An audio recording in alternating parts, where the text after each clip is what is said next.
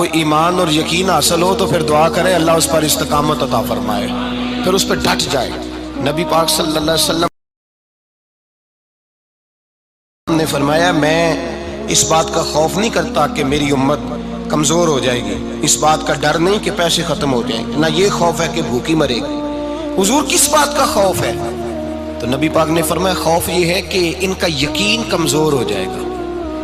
یاد رکھیں اگر اعتبار نہ ہو تو گھر نہیں چلتا، تو اگر اللہ رسول پر یقین کامل نہ ہو تو پھر بندہ مسجد نہیں آ سکتا، پھر اس کا دین نہیں چلتا، پھر اس کے لیے مشکل ہے نماز، پھر اس کے لیے مشکل ہے راہ خدا میں خرچ کرنا۔ میرے نبی پاک نے فرمایا یوں نہ کہا کر کہ یا اللہ چاہے تو دے چاہے تو نہ دے، جب مالک سے مانگ تو کہا کر یا اللہ تجھی سے مانگنا ہے، میں لے کے اٹھوں گا، تو مجھے دے گا۔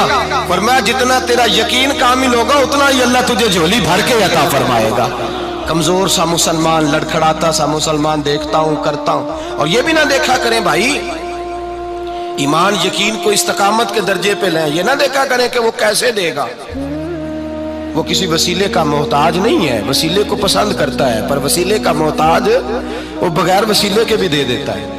ہر آدمی ماں باپ کے ذریعے پیدا ہوتا ہے، اگر پیدا کرنا چاہے تو جناب عیسیٰ کو بغیر باپ کے پیدا کر دیتا ہے، اگر پیدا کرنا چاہے تو حضرت آدم کو بغیر ماں اور باپ کے پیدا کر دیتا ہے۔ جب یقین رکھیں، یقین قرآن مجید پڑھیے، حضرت موسیٰ علیہ السلام فرعون کے دربار میں کھڑے ہیں، چاروں جانب دشمن ہی دشمن ہے، جادوگر آ گئے، انہوں نے سانپ چھوڑے، حضرت موسیٰ کے ہاتھ میں ڈنڈا تھا۔ حضرت موسیٰ کہتے ہیں یا اللہ کیا کروں؟ تو اللہ تعالیٰ نے فرمایا اپنا عصا پھینک دو۔ کہنا چاہیے تھا نا کہ یا اللہ ایک ہی تو شے ہے، اتنے سانپ ہے، بچانے کے لیے ڈنڈا ہے، وہ پھینک دوں؟ ڈنڈا پھینکا جاتا ہے، سانپ کو دیکھ کر کے قابو کیا جاتا ہے۔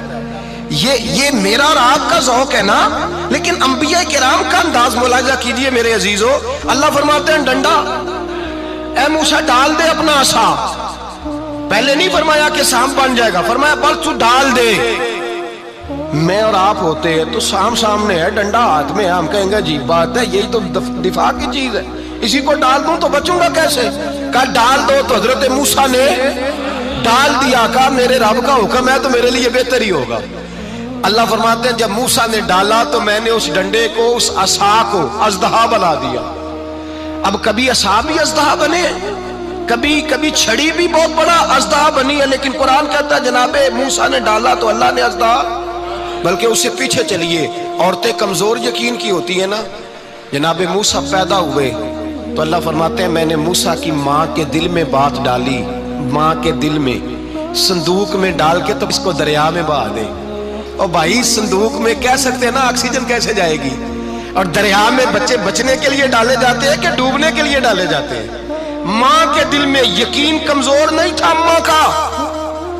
انبیاء کے ماں باپ موحد ہوتے ہیں، دین کو ماننے والے، ماں کے دل میں اللہ نے بات، اللہ قرآن میں کہتے میں نے وحی کی، میں نے القاء کیا، میں نے بات ڈالی۔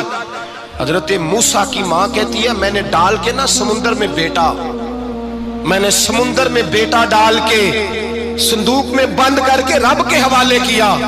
آپ فرماتے ہیں میرے مالک کا بھروسہ کیا تو پھر میرے مالک کا کام دیکھو، کمال دیکھو، میں نے دریا میں ڈالا، اللہ نے فرعون کے گھر میں میرے بیٹے کی پرورش کرا دی۔ یہ یقین کہ حضرت موسیٰ کے پاس قوم آئی، قرآن پڑھیے، کہ جناب پانی چاہیے، وَإِذِ اسْتَسْقَىٰ مُوسَىٰ لِقَوْمِهِ، موسیٰ نے اپنی قوم کے لیے پانی مانگا، ہم نے کہا فَانْفَجَرَتْ مِنْهُ اثْنَتَا عَشَرَةَ عَيْنًا، اپنا ڈنڈا پتھر پہ مارو۔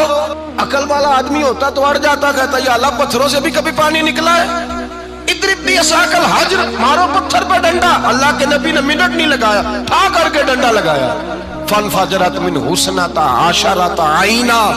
اللہ فرماتے ہیں جناب موسیٰ نے ایک عصا مارا، میں نے 12 چشمے جاری کر دیے۔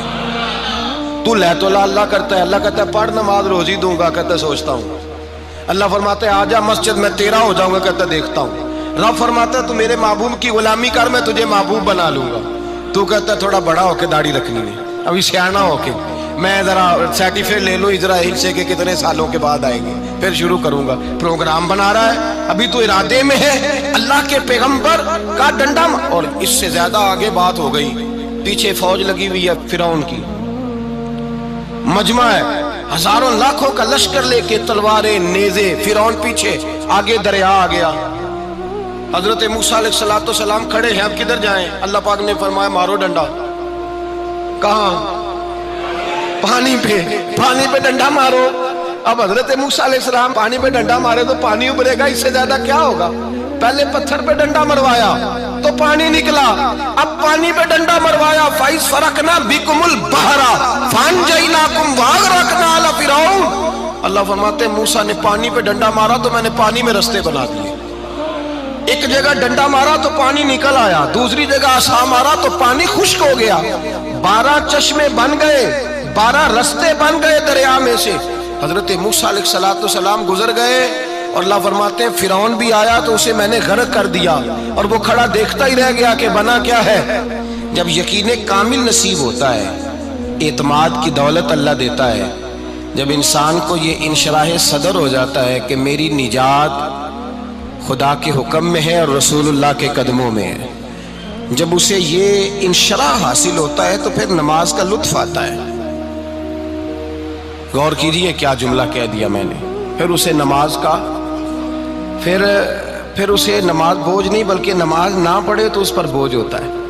پھر قرآن مجید اس کی روح کا ساتھی ہو جاتا ہے، پھر عبادات، تقوی، پرہیزگاری، پھر وہ ایک سنت کے چھوٹنے پر پریشان رہتا ہے۔ جب یقین کی دولت نصیب ہوتی ہے، قرآن مجید فرقان حمید نے کہا ایمان لاؤ تو پھر ایمان پہ ڈٹ جاؤ، مسلمان بنو تو پھر اسلام پر۔ پھر یہ جو کمزوری ہے نا، یہ دیکھتے ہیں، کرتے ہیں، چلتے ہیں، ابھی کل ابھی پرسوں بہانے ہیلے، ابھی میں نماز شروع کرتا ہوں دیکھتا ہوں لا الہ الا اللہ محمد الرسول اللہ صلی اللہ علیہ۔ جب کسی نے کلمہ پڑھا تو اس پر پورا دین ضروری ہے، پورا۔ اب وہ یہ نہیں کہہ سکتا کہ تھوڑا تھوڑا کر کے آؤں گا۔ یقین کی دولت نعمت ہے۔ اللہ پاک قرآن مجید میں فرماتے ہیں ان الذین قالوا ربنا اللہ ثم استقاموا، جنہوں نے کہا کہ اللہ ہمارا رب ہے اور پھر وہ اس پر ڈٹ گئے، پھر اس پر وہ کہا تو ڈٹ گئے، کھڑے ہو گئے، نہیں اللہ ہی رب ہے، اللہ ہی دینے والا، اللہ ہی مالک، اللہ ہی ہمارا رازق ہے، رب ہی ہمارا سب کچھ۔ جب ڈٹ گئے تو فرمایا تتنزل علیہم الملائکہ، پھر میں ان کی مدد کے لیے آسمان سے فرشتوں کا نزول فرمایا کرتا ہوں۔ فرشتے کیا کہتے ہیں؟ اللہ تخافوا ولا تحزنوا، غم نہ کرنا، خوف نہ کھانا، وابشروا بالجنۃ التی کنتم توعدون، ہم تو تمہیں اللہ تبارک و تعالیٰ کی اس جنت کی خوشخبری دینے آئے ہیں جس کا رب نے تمہارے ساتھ وعدہ کیا ہوا ہے۔ پھر فرشتوں کا نزول ہوتا ہے، لیکن شرط کیا ہے کہ ایمان لائے، اور پھر ایمان پر پھر یہ نہ سوچے کہ وہ کس طرح دے گا، وہ کیسے عطا کرے گا، وہ میری مدد کس طرح کرے گا، نظام کیسے چلے۔ ڈٹ جائے، کہے میرے اللہ کا حکم ہے تو میں نے حلال ہی کھانا ہے، میرے رب کا حکم ہے تو میں نے تھوڑے پہ ہی گزارا کرنا ہے، میرے مالک کا حکم ہے تو میں نے اپنی جیب دیکھنی یا دوسرے کی نہیں دیکھنی، میرے رب کا حکم ہے تو میں نے اس کی اطاعت میں رہنا۔ جب ڈٹ جائے گا اللہ کے احکامات پر، جب ڈٹ جائے گا تو اللہ فرماتا ہے پھر میں تیری مدد کے لیے فرشتوں کا نزول کروں گا۔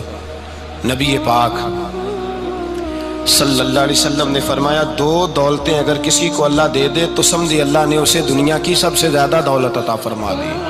یا رسول اللہ وہ کون کون سی چیزیں ہیں؟ فرمایا ایک جس شخص کو اللہ نے معاف کرنے کی دولت عطا کر دی، جو معاف کرنے لگ گیا، جس کی طبیعت میں درگزر آ گیا، جو معاف کرنے لگا، غلطیاں معاف کرنے لگا، جس کو ایک دولت یہ مل گئی۔ اور دوسرا میرے مصطفیٰ نے فرمایا جسے اللہ نے یقین کی دولت عطا فرما دی۔ جس کو یہ 2 دولتیں مل جائیں، ایک درگزر کرنا، دوسرا رب رسول پہ یقین کامل رکھنا، اسے کائنات کی ہر شے مل گئی۔ میرے نبی پاک نے فرمایا جب بھی دعا مانگو خدا سے یہ 2 نعمتیں مانگا کرو، عرض کیا کرو اے اللہ درگزر کی دولت عطا فرما، اے اللہ تو ہمیں یقین کی دولت عطا فرما، ایمان کی قوت اور پختگی نصیب فرما۔ میرے بھائی حضور نے فرمایا مانگ کے لو۔ کمزور ایمان والا شخص کسی کام کا نہیں ہوتا۔ جس آدمی کے ذہن میں شک کا بیج ایک دفعہ جنم لیتا ہے وہ آدمی تو غلام سے بدتر ہے۔ بے کیف سجدہ، روٹھی روٹھی سی عبادت، اس کی زندگی کیفیات سے خالی ہے۔ جس شخص کو پتہ چل جائے نا لوگ میرے مخالف ہیں، اس کا تو سجن رہتا ہی کوئی نہیں۔ اصل بات یہ ہوتی ہے کہ یہاں سوچ بیٹھا ہے کہ دنیا میرے خلاف ہے، مخالفت یہاں بیٹھ گئی ہے، دو بندے باتیں کر رہے ہیں تو پریشان ہے، میرے خلاف ہی لگے ہوئے ہیں، میری ہی بات ہو رہی ہے، کیونکہ اصل تکلیف کہاں ہے؟ اور اگر یہاں یقین کامل ہو گیا نا کہ سارے مجھ سے پیار ہی کرتے ہیں، تو پھر دو بندوں کو بات کرتا دیکھیں گے تو یہی سوچے گا میری تعریفیں کر